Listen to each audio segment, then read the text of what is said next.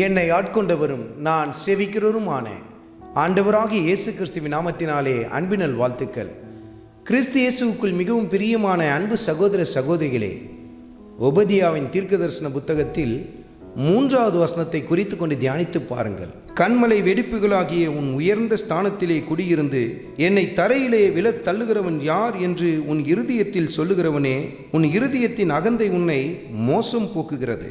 ஏதோமை குறித்த கர்த்தருடைய நியாய தீர்ப்பை இந்த இடத்தில் நாம் பார்க்க முடியும். ஏசாவின் இனத்தை சேர்ந்தவர்கள் இப்படித்தான் சொன்னார்கள், கண்மலையின் வெடிப்புகளிலே நாங்கள் காணப்படுகிறோம், அந்த இடத்திலிருந்து எங்களை யாரும் எதுவும் செய்ய முடியாது, தள்ள முடியாது என்று சொன்னார்கள். இப்படித்தானே பல பேர் ஆணவ பேச்சை பேசிக்கொண்டிருக்கிறார்கள்.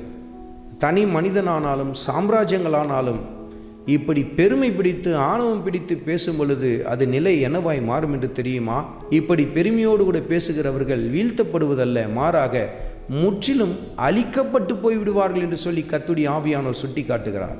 ஏனென்றால் பெருமை உள்ளவர்களுக்கு தேவன் எதிர்த்து நிற்கிறார். பாருங்கள், இன்றைக்கும் தனி மனிதர்களும் சாம்ராஜ்யங்களும் அரசியல் கூட்டங்களும் இப்படி கர்த்தருக்கு விரோதமாய் மார்த்தட்டுவதை நாம் பார்க்கிறோம் அல்லவா? எங்களை யார் எதுவும் செய்ய முடியாது, எங்களை வீழ்த்த யாராலும் முடியாது என்றெல்லாம் சொல்லி ஆணவ பேச்சை பேசுகிறார்கள் அல்லவா? கர்த்தர் சொல்லுகிறார், அவர்கள் வீழ்ந்து போவது இல்லை, முற்றிலுமாய் அழிக்கப்பட்டு போவார்கள் என்று சொல்லி கர்த்தருடைய ஆவியானவர் தன் தீர்க்கதரிசன வார்த்தைகளை வெளிப்படுத்துகிறார்.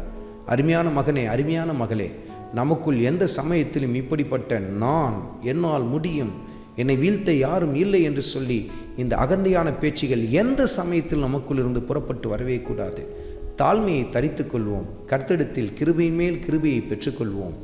ஆண்டவராகிய இயேசு கிறிஸ்துவின் கிருபை உங்கள் அனைவரோடும் கூட இருப்பதாக. ஆமென்.